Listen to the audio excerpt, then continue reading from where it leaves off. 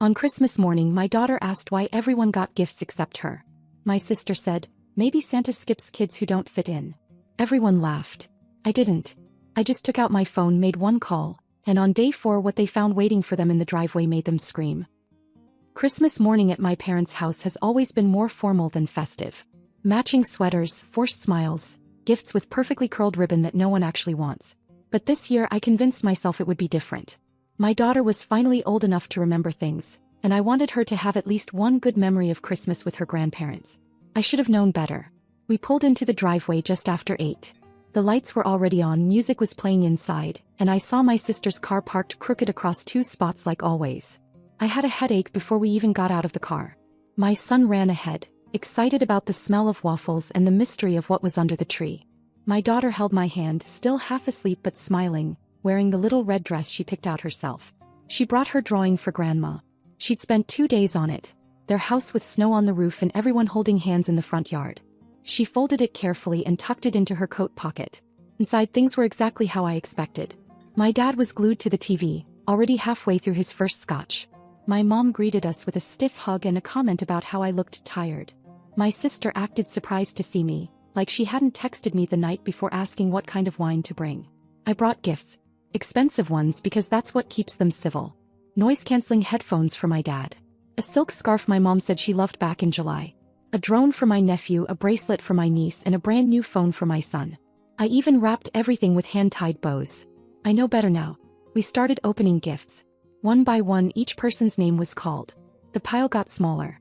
My son's eyes lit up when he unwrapped his phone. My sister's boyfriend, who I'd only met once, got a leather wallet with a gift card inside. My niece squealed over a MacBook Air. I sat quietly waiting for my daughter's name to be called. It never was. She waited. She looked around the room confused. Finally, she whispered to me, barely loud enough for me to hear it. "Why did Santa forget me?" Before I could answer, my sister, who had just finished opening her 3rd gift, laughed and said it. "Maybe Santa skips kids who don't fit in." I don't remember anyone objecting. Just laughter. Even my mother, holding her scarf, laughed like it was all harmless fun. My daughter's drawing slipped out of her coat and landed on the floor. No one picked it up. I stood up, walked into the kitchen and pulled out my phone. I made one call. Just one. The $8,000 furniture delivery I had arranged for their New Year's remodel. The custom leather sectional, the new dining set, all of it, I canceled. I didn't say anything. I didn't cry. I just waited. 4 days later I got the call. It was my mother. I didn't even say hello. She was screaming. Not about the missing furniture, but about what showed up instead. A rusty metal folding chair. A flimsy plastic table from a liquidation warehouse. And a hand-delivered envelope, sealed in gold. Inside was a note that said, "You are officially cut off. Find another wallet. Michelle." I hung up before she finished yelling. She called back. I didn't answer. I blocked her number. Then I blocked my dad's. Then my sister's. I didn't tell my kids anything. I took them out for ice cream even though it was freezing and let my daughter buy a toy from the claw machine. She picked a plush penguin and said it was the best day ever. I cried that night quietly after they went to sleep. But it wasn't over. Not even close. They weren't going to let it end like that. They wanted revenge. Or redemption. I didn't care which. What happened next? I still think about it sometimes. And what they brought to my doorstep wasn't just petty. It was sick. But they didn't expect what I would do in return. The silence lasted exactly 10 days. No calls. No texts. No passive-aggressive holiday memes from my sister. Nothing from my parents either. For a while, I let myself believe they were embarrassed enough to disappear. I almost felt relieved. I thought maybe the message had landed. I was wrong. It was a Saturday afternoon in mid-January. The kids were on the living room floor building a Lego castle. My son was arguing with the instructions. My daughter was hunting for a missing turret piece under the couch. I was standing in the kitchen half listening when the knock hit the door. It wasn't a polite knock. It was loud. Demanding. I already knew. When I opened the door, my parents were standing there like nothing had happened. My mom was holding a wrapped gift. My dad had his hands in his coat pockets. And right behind them stood Jerry. Their neighbor. The one who reeks of tobacco and gasoline. The one who's been making comments about me since my divorce. The one my parents always brushed off as harmless. My mom stepped forward and pushed the gift straight into my daughter's hands before I could react. Then she smiled at me like we were on neutral ground. My dad ignored me completely. Jerry leaned against the porch railing like he was settling in for a show. My mom said they decided to stop by because family doesn't stay mad at each other forever. My dad said the money situation had passed. Then my mom turned slightly and gestured at Jerry. She said I shouldn't be alone at my age. That it wasn't good for a woman. That Jerry was a good man who wouldn't hold my past against me. Jerry laughed like he'd already been welcomed in. I told them to leave. My mom took a step inside instead. She glanced around my living room and said it was still decorated nicely considering everything. My dad finally looked at me then. Just once. Not with regret. With irritation. My son came down the hallway and stopped cold when he saw Jerry. My daughter stood frozen too, still holding the present. Then she opened it. Inside was a thin coloring book with the corner bent, pages missing. Crayon marks already scribbled over a few of them. The kind you see in waiting rooms. The kind no one buys on purpose. My daughter didn't speak. He just stared at it. Then she looked at me. That ended it. I told them to get out. All of them. I didn't raise my voice. I didn't argue. I just said it plainly over and over until my mom snapped that I was dramatic and my dad finally grabbed her arm and turned her toward the door. Jerry lingered. He said something about how I changed my mind. He smiled when he said it. I slammed the door in his face. I locked it. Then I slid down against it and lost it. Fully. For the first time since Christmas. My daughter dropped the coloring book on the floor and wrapped her arms around me. My son sat next to us and said low that we should leave the house for a while. Just go somewhere. Anywhere. So we did. We went to the movies. Ate way too much popcorn. My daughter fell asleep halfway through and my son covered her with his hoodie. For a few hours it almost felt normal. But what I didn't know was that someone else had already heard about the visit. My uncle. My dad's older brother. The only one in the family who ever told my father no. He called me the next morning and asked if I was safe. I asked him how he knew. He said my mom told him, expecting sympathy. He didn't give it to her. He told me to come to dinner the following weekend. Said everyone would be there. Said I didn't have to say a word if I didn't want to. He said something else before we hung up. Something that stuck with me. They think they're in control. They're about to find out they're not. I wasn't sure if I should go. When my uncle invited me to dinner, I hesitated. I didn't want more drama, and I sure didn't want to be ambushed again by my parents. But he promised it wasn't like that. He told me just come, bring the kids, eat and listen. No surprises. Except there were surprises. Not the kind I was dreading. The kind that makes you realize someone actually sees you. We showed up a little after 6. It was cold out, the kind of cold where the wind feels personal. I parked across the street and sat in the car for a second, watching people filter into the house. Family I hadn't seen in years, distant cousins, some relatives I didn't even recognize at first. It felt like one of those Thanksgiving episodes from an old sitcom, only no laugh track. The moment I walked in I felt it, not judgment, not pity, but something I hadn't felt around extended family in a long time. Quiet respect. My uncle came over and hugged me. Didn't say anything. Just gave my daughter a little toy from a basket and told my son there was pizza downstairs if he didn't want the fancy stuff. Then he motioned toward the dining room already full. And there at the far end of the table were my parents. My mom in one of her beaded cardigans. My dad with that same expression he always wore when he was surrounded by people he didn't control. They didn't say anything. Neither did I. Dinner was normal. Too normal. My uncle made jokes. Someone passed around pictures from a recent trip to Arizona. The food was amazing like it always is at his house. There was this thin tension running through everything though. Like everyone knew something was coming but no one wanted to acknowledge it. Until dessert. After everyone had picked at their pie and my daughter was curled up next to me with whipped cream on her nose, my uncle stood up. He said he had something to share. A short video, nothing dramatic, just something he thought we all needed to see. He dimmed the lights and turned on the projector he had set up against one wall. The first thing that appeared on screen was my front porch. The day my parents showed up unannounced with Jerry, who was all there. Recorded from across the street by my neighbor, who my uncle had asked to keep an eye out after hearing rumors from another relative that my parents were planning a visit. The footage was crystal clear. My mother handing my daughter a wrapped gift.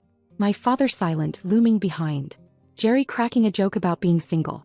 My mother saying I should stop being so proud. Me telling them to leave. Then it cut to a second video. Christmas morning. My daughter asking why Santa forgot her. My sister's voice, clear as a bell. Maybe Santa skips kids who don't fit in. And then the laughter. That cruel, dismissive laughter. My daughter's face. My face. The silence that followed. No one in the room moved. Not even the cousins who usually made everything into a joke. My uncle turned off the projector. Turned the lights back on. Then he spoke. He didn't yell.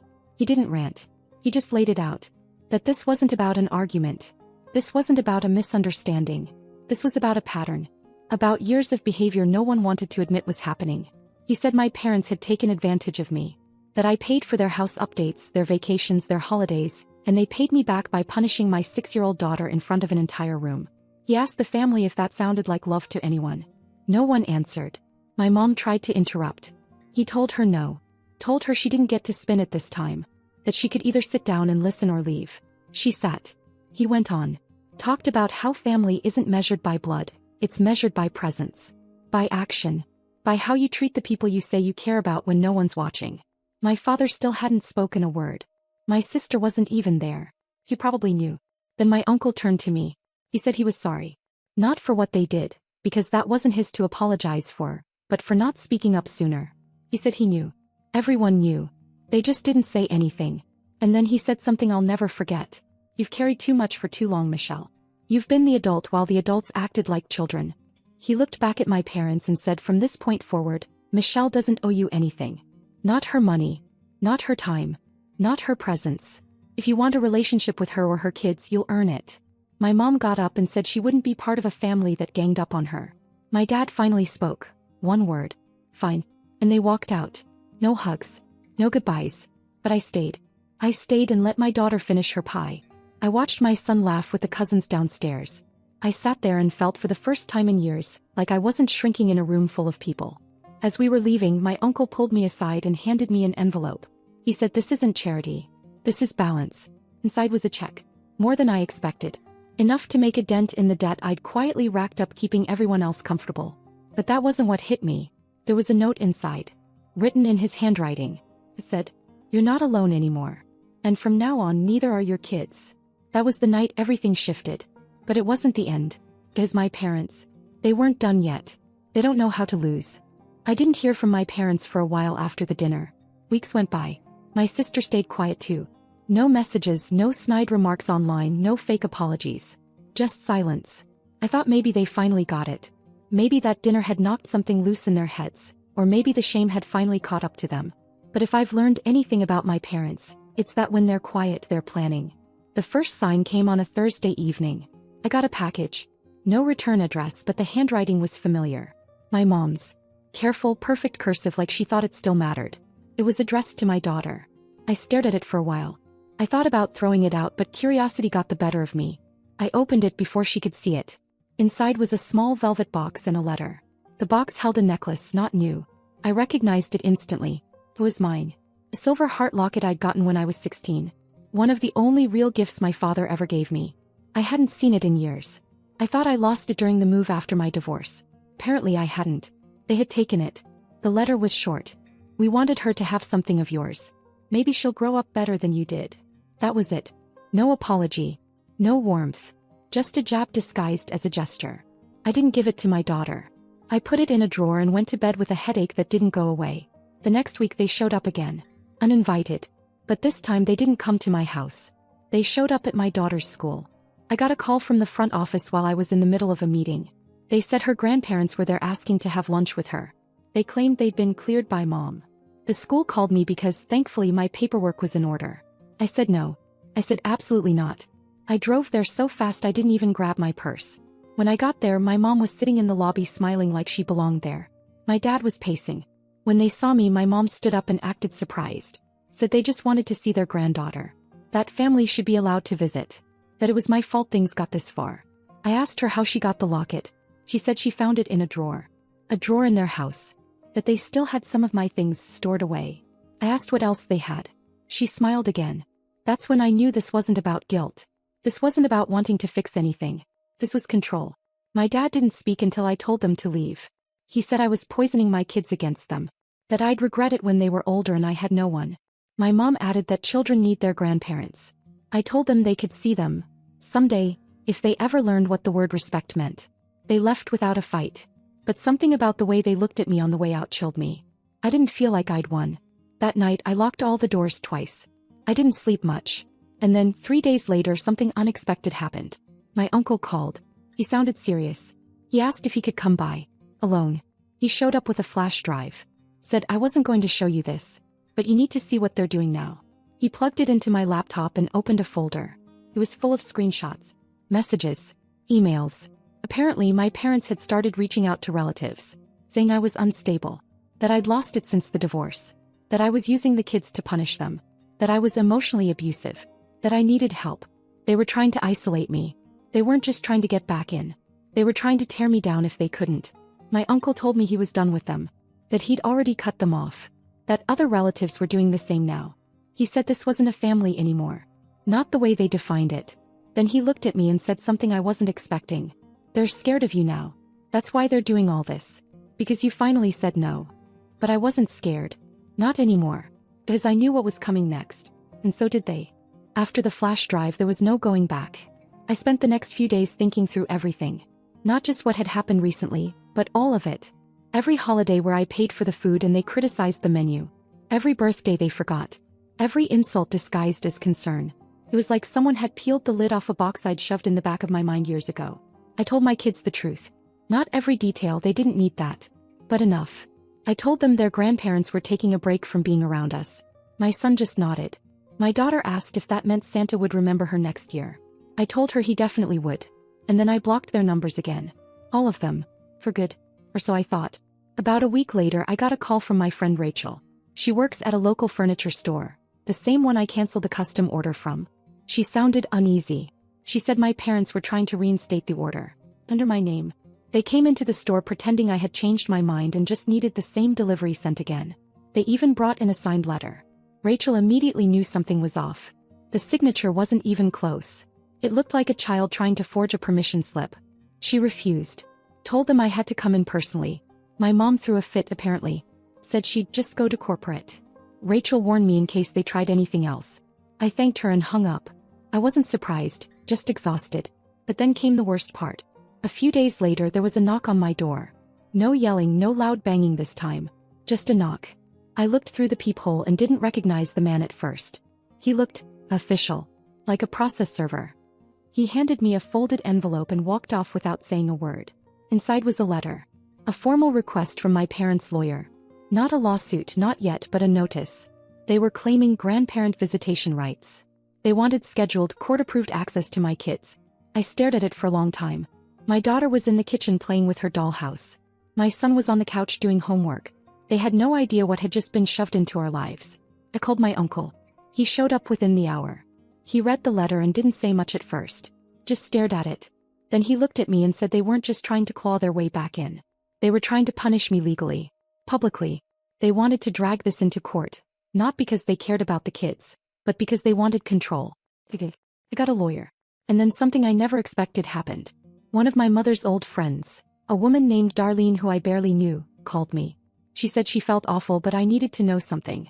Apparently, my mother had been passing around photos of me to people in her church. Photos from years ago, taken after my divorce when I wasn't at my best. She was telling people I was unstable. That she was worried for the kids. That I had problems. She was building a case. A fake one. My own mother. I hung up the phone and sat down at the kitchen table. And for the first time in months I didn't cry. I didn't scream. I didn't panic. I made a list. Every lie. Every threat. Every manipulation. Every time they twisted something. I was done playing defense. My lawyer and I were going to bury this attempt in paperwork, affidavits, character witnesses, timelines. I had the support. I had the truth. And thanks to my uncle I had the proof. But there was one more thing they didn't see coming. And it would arrive in the mail before the court date ever came. It arrived on a Thursday. I knew the second it hit their porch. Not because my parents called but because my uncle did. He stayed just far enough back in his car to watch, just close enough to confirm. My dad signed for it without even reading the return label. My mom was already at the door when he walked back inside, envelope in hand. Inside was my final word. The packet was thick. It held everything they thought I'd either lost or didn't have the nerve to keep. Copies of every invoice, every Venmo transfer, every holiday gift receipt. Screenshots of texts demanding money for emergency repairs that somehow always aligned with their vacations. Audio clips they forgot I had. The ones where they berated me after I refused to pay for a new patio heater. Voice memos. Bank statements. All dated, all organized, all impossible to twist. At the very top of the stack was a letter in my handwriting. It said, "This is the history you chose to forget. Consider it restored. You were going to take me to court. You still can. But if you do, this is what the judge will see. This is what I will say under oath. And this is what everyone will know when it's over." I didn't send it to threaten them. I sent it to close the door. That night, I sat on the porch with my son while my daughter drew chalk hearts on the driveway. I watched the stars come out. I didn't feel triumphant. I didn't feel angry. I felt still. That was enough. The next morning my mother called. I let it go to voicemail. Then she called again. Then my dad.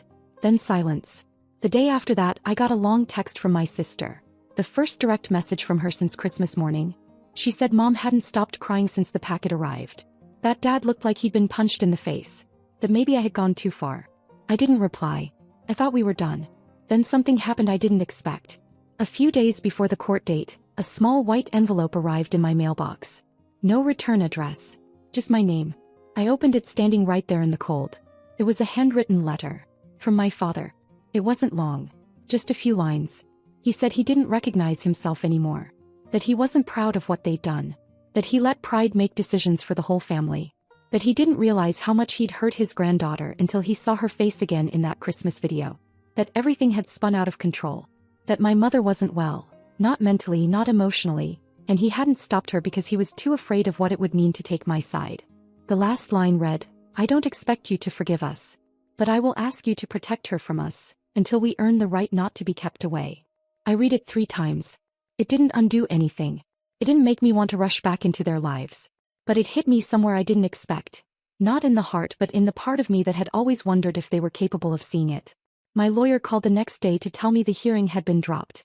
Their lawyer filed a full withdrawal of the visitation request. They were walking away.